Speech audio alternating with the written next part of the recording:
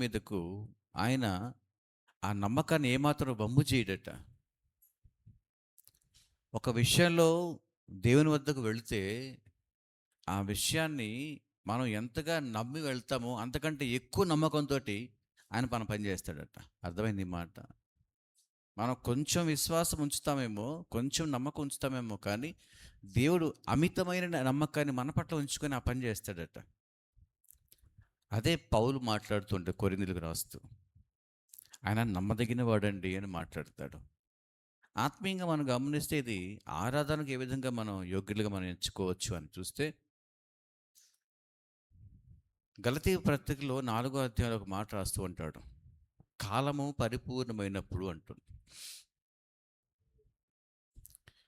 కాలము పరిపూర్ణమైనప్పుడు అని మాట చెప్తూ, క్రీస్తును మన కుమారుని తన క్రిందకు పంపించినాడని మాట్లాడతాడు.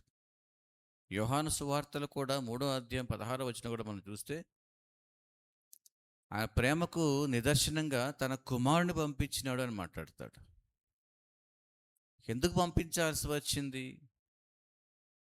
ఎందుకు తన కుమారుని మనుషునిగా క్రిందకు పంపించాల్సి వచ్చింది అనంటే, మరల మనం ఆది కాండంలోకి వెళ్తాం.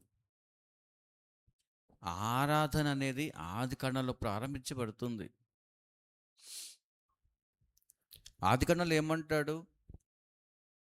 తాను చేసిన మనుష్యుడు ఆదాము చేయవద్దు అన్న పని చేసినప్పుడు, తప్పు చేసినప్పుడు క్షమించి వదిలేస్తాడు. ఆ తప్పుకు ప్రాయశ్చిత్తాన్ని కూడా అక్కడ దేవుడు చేస్తూ ఉంటాడు. 3వ అధ్యాయం ఆఖరి వచనంలో ఉంటుంది కదా మాట, చర్మపు చొక్కాయలు తొడిగించిన మాట ఉంటుంది. ఎందుకు నమ్మదగిన వాడు అని అంటే, నీవు ఫలించు, అభివృద్ధి పొందు, విస్తరించు, భూమి నిండించు, ఏలుకు అన్నప్పుడు ఆదాము ఏలుకోవాల్సిన అవసరం ఉంది, ఫలించాల్సిన అవసరం ఉంది, నిందించాల్సిన అవసరం ఉంది, అభివృద్ధి పొందాల్సిన అవసరం ఉంది. తాను ఇచ్చినటువంటి వాగ్దానాన్ని, తాను ఇచ్చిన మాటను మనుషుడు కోల్పోయినా కానీ మరలా ఆ మనుషుడికి ఆ ఆశీర్వాదాన్ని తీసుకుని వచ్చి ఫలించేలా చేసే దేవుడు ఆయన. అర్థమైందండి ఈ మాట? నిజానికి ఆదాము సమస్తాన్ని కోల్పోయాడు, ఇచ్చిన 6 ఆశీర్వాదాన్ని కోల్పోయాడు. కోల్పోయిన తర్వాత కూడా ప్రభు ఆ ఆశీర్వాదం మరలా తీసుకుని వచ్చి ఆ ఆశీర్వాదాన్ని ఫలించేలాగా చేస్తున్నాడు దేవుడు. అందుకు నమ్మదగిన వాడు దేవుడు. ఈ మాట అర్థమైందో లేదు కానీ, భౌతికంగా చూస్తే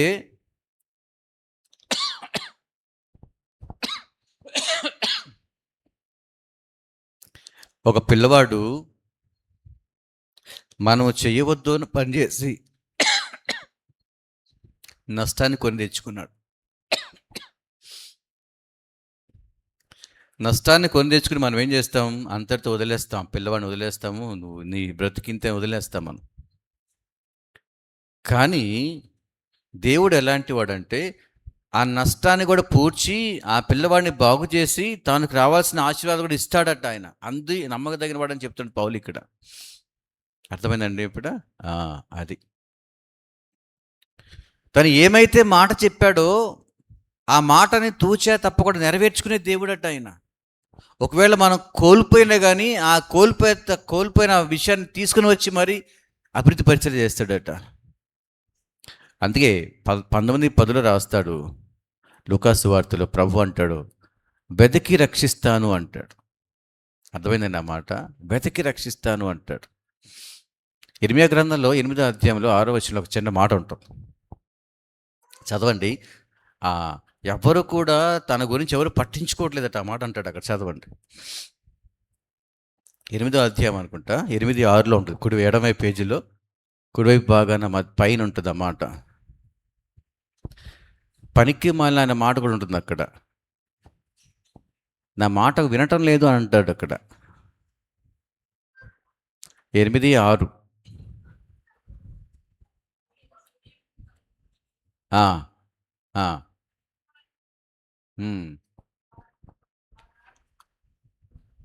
అంటే అటువంటి స్టేజ్లో మనుషుడు ఉన్నా కానీ, వినకపోయినా కానీ వినేలా చేసి తనకి ఏమైతే అవసరమో అవసరాలు తీర్చి, అర్థమైందండి, అంత నమ్మదగినవాడు దేవుడు, అంత నమ్మదగినవాడు. మనం కాదనుకున్నా కానీ వెంటబడే దేవుడట. ఎందుకు అని అంటే, మొదటిగా మనిషికి ఇచ్చిన ఆశీర్వాదాలు కోల్పోకుండా ఆశీర్వాదం ఇవ్వాలని ఎదురు చూస్తూ ఉండే దేవుడట, వెంటబడే దేవుడట. తన కనుదృష్టి లోకమందంతటా సంచారము చేయుచున్నది అంటాడు.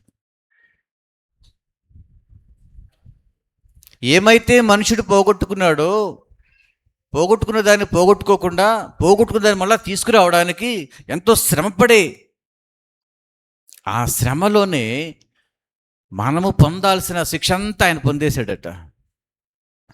మనకు రావాల్సినటువంటి అవమానం అంతా ఆయన భరించేస్తున్నాడట.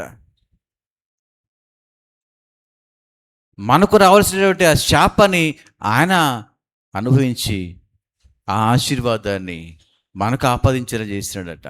అందుకు పెద్ద యాగమే చేయాల్సి వచ్చింది. తన మాట నిలబెట్టుకోవడానికి ఒక మాట చెప్తే ఆ మాట మీద స్టిక్ ఆన్ అయిపోయాడు దేవుడు, నమ్మదగినవాడు. ఆదాము, నువ్వు జీవితాంతం నాతో ఉంటావన్న మాటను పోగొట్టకుండా, కోల్పోయినా కానీ మరలా అదే అనుభవం తీసుకురావడానికి పెద్ద యాగమే చేయాల్సి వచ్చింది. ఆ యాగములో తాను మరణంతో పోరాడాల్సి వచ్చింది.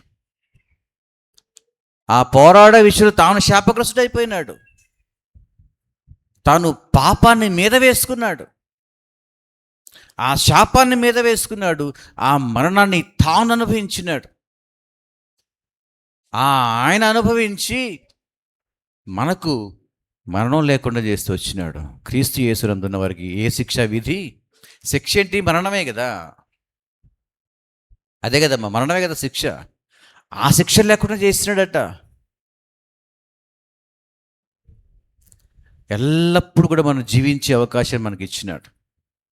నేను జీవింప చేయడంలో ఆయన నమ్మదగినవాడు. అందుకు ఈ దినాన ఆ దేవుని మనము ఆరాధించే బద్ధులమై ఉన్నాం. రెండో మాట మనం చూసుకున్నట్లయితే,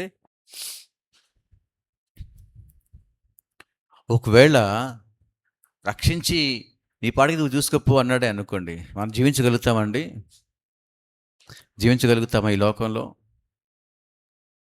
నేను రక్షించాను కదా, నీ రక్షణ ఉచితంగా ఇచ్చేసాను కదా, నువ్వు నిత్యరాజ్యాన్ని వారసుడు అయిపోయినావు కదా, ఇక్కడి నుంచి నీ జీవిత శేష జీవితం అంతా కూడా జీవించు నాకు నచ్చిన రీతిలో అని నేను వదిలేసాడే అనుకోండి, మనం నడవగలుగుతామా? జీవించగలుగుతామా? జీవించలేం. 78వ కీర్తనలో ఆ మాట వస్తే చూడండి, పైన కుడివైపు ఎదురు పైన భాగాలు ఉంటుంది. వీరు శరీరులు అని తెలుసుకొని, విసరవెళ్ళి మరలా రాని వారులని తెలుసుకొని, అనేక మారులు నేను నా కోపాన్ని అణుచుకున్నాను అని చెప్తాడు. చాలా చక్కగా అంటాడు.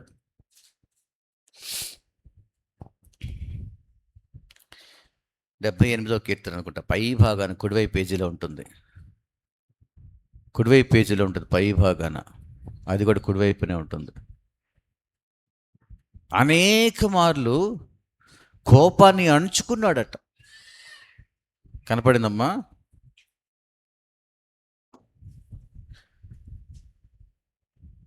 ఎన్నిసార్లు అనుకున్నాడట? అనేక మార్లు అట, పలుమార్లు అని మాట్లాడతాడు. చూడండి అక్కడ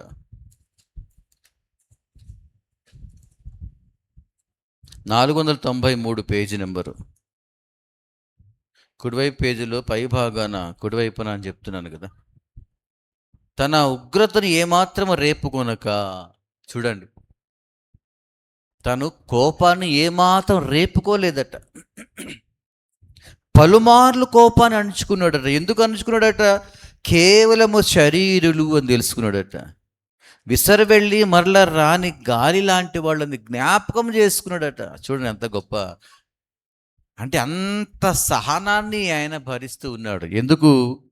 రక్షించినా కానీ మనము రక్షణను కాపాడుకోలేమని ఆయనకు అర్థమైపోయిందట. అలాంటి మనుషులు మనం అందరం కూడా. రక్షించబడినంత మాత్రాన, బాప్తిసం తీసుకున్నంత మాత్రం వీడు నాలో నడవలేకపోతున్నారు, పైగా ఏం తీసుకొస్తున్నారట? కోపాన్ని తీసుకొస్తున్నారట. అయినా కానీ నిన్ను నన్ను, చూడండి రోమిలికి రాసిన పత్రికలో 8వ అధ్యాయంలో ఆత్మ మన తరపున విజ్ఞాపన చేస్తూ ఉందట. చదవండి, ఆ మాట ఉంటుంది. మనకు ఏ విధంగా ప్రార్థన చెయ్యాలో తెలియదు కానీ ఉచ్చరింప శక్యము కాని మూలుగులతో ఆత్మ 26వ వచనం సహాయము చేయుచున్నాడు. ఎవరు సహాయం చేస్తున్నారటమ్మా? మన జీవితానికి సహాయకర్త ఎవరంటే పరిశుద్ధాత్ముడు. మనము విసరవెళ్ళి మరల రాని గాలి లాంటి వాళ్ళమట. మనము కోపాన్ని రేపే వాళ్ళమట. అంటే మనకు ఏ విధంగా ప్రవర్తించాలో తెలియదు, ఏ విధంగా మాట్లాడాలో తెలియదు, ఏ విధంగా జీవించాలో తెలియదు, ఏ విధంగా దేవుని కొరకు ఎదురు చూడాలో కూడా తెలియదట. కానీ ఎవరు సహాయం చేస్తున్నారట?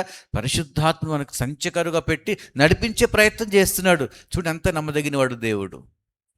తొలగిపోకూడదని, పడిపోకూడదని, ఒకవేళ పడిపోతే కట్టే ప్రయత్నం చేస్తున్నాడు. కృంగిపోతే మళ్ళీ లేవనెత్తే ప్రయత్నం చేస్తున్నాడు. దుఃఖపడుతుంటే ఆనంద తైలంగా మార్చిపడేస్తున్నాడు. ఏదో ఏమైనా చేసి నన్ను నడిపించే ప్రయత్నం చేస్తున్నాడు. అందుకు నీ మధ్య నీతో ఎవరిని పెట్టాడట? పరిశుద్ధాత్మను పెట్టాడు. ఎంత నమ్మకమైన దేవుడో చూడండి. మన పట్ల ఆయనకి ఎంత నమ్మకం చూడండి. అందుకు ఈ దినాన మనం ఆ దేవుణ్ణి ఆరాధించబోతులమే ఉన్నాం. ఇంకా మనం గమనిస్తే ఎంతవరకు మనల్ని కాచి కాపాడుకుంటాడు అంటే ఆయన దగ్గరికి వెళ్ళేంత వరకు ఆయన దగ్గరకు వెళ్ళేంత వరకు, ఆయనలాగా మారేంత వరకు, ఆయనతో కలిసి ఉండేంత వరకు. అదే కదా యోహాను తన పత్రికలు రాస్తూ అంటాడు కదండి, ఎంత గొప్ప దేవుడో చూడండి. అంటే మనిషిని జీవించే దగ్గర నుంచి మనిషిని నిర్మించినప్పుడు ఏమైతే అనుభవం కలిగి ఉన్నాడో ఆదాము, అంటే పాపము చేరకముందు ఏ విధంగా అయితే ఉన్నాడో అటువంటి మనిషిగా నన్ను మార్చేంత వరకు ఆయన కాపాడుకుంటూనే ఉన్నాడు, వెంటబడుతూనే ఉన్నాడు. మొదటి ఆదాము ఎలాగైతే ఉండేవాడో పాపం చేరక మునుపు, రెండవ అధ్యాయంలో మానవుడు ఏ విధంగా ఉన్నాడో, రెండవ అధ్యాయంలో మనిషి ఏ విధంగా ఉన్నాడో, రెండవ అధ్యాయంలో మానవుడు ఏ విధంగా నిర్మించబడ్డాడో, ఆయన పోలికలోకి, ఆయన స్వభావంలోకి, ఆయన స్వరూపంలోకి ఏ విధంగా మార్చబడుతూ నిర్మించబడ్డాడో ఆ రూపము, ఆ పోలిక వచ్చేంత వరకు కూడా నీ కొరకు పాటుపడుతూనే ఉన్నాడట. ఏమాత్రం విడిచిపెట్టలేదట. చూడండి ఎంత నమ్మకమో, ఎంత నమ్మదగిన దేవుడో చూడండి. ఆ రూపం వచ్చేంత వరకు, ఆ స్వరూపం వచ్చేంత వరకు, ఆ పోలిక వచ్చేంత వరకు నీ కొరకు పాటుపడుతూనే ఉన్నాడు మన కొరకు అందరికి కూడా. పత్రికలు యోహాను అదే రాస్తాడు ఆ మాట, 3వ అధ్యాయం చూడండి. మనం ఈ మాట చదువుకుంటూనే ఉంటాం ఎప్పుడు కూడా. ఈ 222 పేజీ నెంబర్ చివరి నుంచి 3వ అధ్యాయం 2వ వచనం. ప్రియులారా, ఇప్పుడు మనము దేవుని పిల్లలమై ఉన్నాము. మనం ఇక ఏమవుతామో అది ఇంకా ప్రత్యక్షపరచబడలేదు, కానీ ఆయన ప్రత్యక్షమైనప్పుడు ఆయన ఉన్నట్లుగానే ఆయనను చూతుము కనుక ఆయనను పోలి ఉందుము. ఆయన పోలిక వచ్చేంత వరకు, ఆయన స్వరూపం వచ్చేంత వరకు, ఆయన స్వభావ గుణ లక్షణం మనకు వచ్చేంత వరకు కూడా, ఆయన బుద్ధి జ్ఞాన బాహుల్యం మనకు ఆపాదించబడేంత వరకు కూడా మనలోనే ఉంటూ ఆయన పాటుపడుతున్నాడు. అందుకు నమ్మదగిన దేవుడు. ఏమిచ్చి మనం ఆయన రుణం తీర్చుకుంటామండి? ఒకానొక దినాన మనం ఆయనతో కలిసి యుగాలు కలిసి జీవించే అనుభవం ఇవ్వబోతున్నాడు. ఇంత నమ్మకం ఎవరిస్తారండి? ఇంత నిరీక్షణ ఎవరిస్తారండి? అందుకే ఆయన మనం ఆరాధించే బద్ధులమే ఉన్నాం. ఏమిచ్చి మనం రుణం తీర్చుకుంటాం? ఏమిచ్చి మనం రుణగ్రస్తులం అవుతాం? ఆ రుణమన్నిటికీ తీరకట్లుండవలసిందే. ఏమి ఇవ్వగలుగుతాం? స్తుతించి ఆరాధించడం తప్ప. రండి ఆరాధించుకుంటాం.